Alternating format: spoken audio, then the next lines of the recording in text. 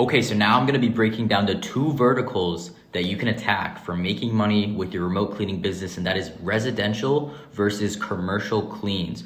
And I highly recommend, if any of you guys end up starting a remote cleaning business, 100% start with just targeting residential cleans. And I'm gonna get into that just in a second, but it's the most cost-effective strategy. Let's get into it. So residential cleans, this means apartments, Airbnbs, houses, places where families or individuals live.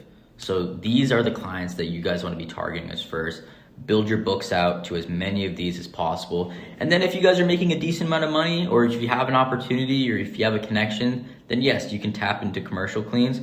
But in my opinion, I would 100% start with just residential. This is a beautiful way to execute with paid strategies through Google local service ads, for example. You basically make a Google LSA account, and you're gonna be targeting zip codes, town areas of where you want people to be targeting and getting you leads. And then essentially the call to action on Google, when you type in house cleaning near me, all those cleaning businesses that come at the top, that's Google LSA. They'll be calling you directly. They won't even be going on your website. And then that's when you answer the phone, you pick up the phone, you close them, you onboard them into your system, you get them a clean, you find a cleaner for them.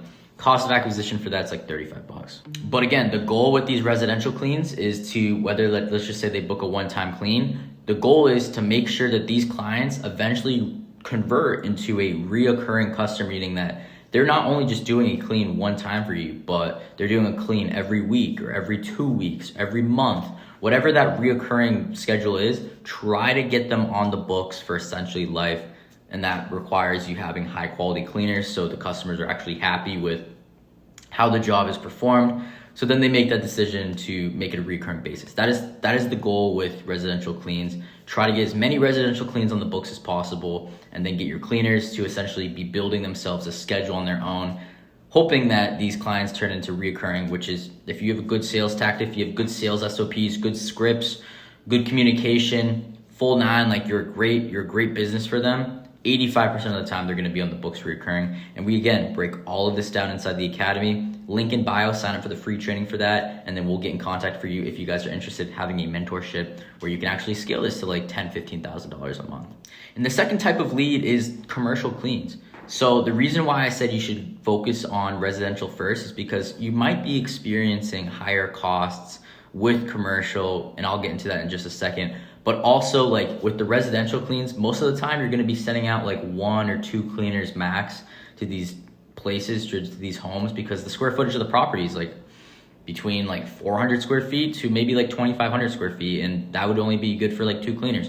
But if you guys are doing commercial cleans, like you're cleaning restaurants, you're cleaning gyms, you're cleaning warehouses, you're cleaning bars, like the whole, like any type of those cleans, construction cleans, you're gonna need a team of like 5 to 6 people, not just like 1 to 2, to get the cost down. But then the second thing is, if you guys wanna be like decently profitable in commercial, you're probably gonna have to change the vertical of how you pay your cleaners from the 1099 format to like the W-2 format. And you have some differences in that as well, because now you're going to be paying payroll taxes. Now, if they're W-2 employees rather than independent contractors, they're going to need training. They're going to need uniforms. You're going to be providing for the cleaning equipment. You're going to have to be now putting up costs for cleaning supplies and the cleaning equipment, because again, they're employees. They're not obliged to have their own equipment. So this is when you like really scale, when you want to get into commercial. Maybe you have like a connection where you can do like a gym or a bank one-off, like maybe a few days a week, and like it might only be like a 3-4 member team job, and like you could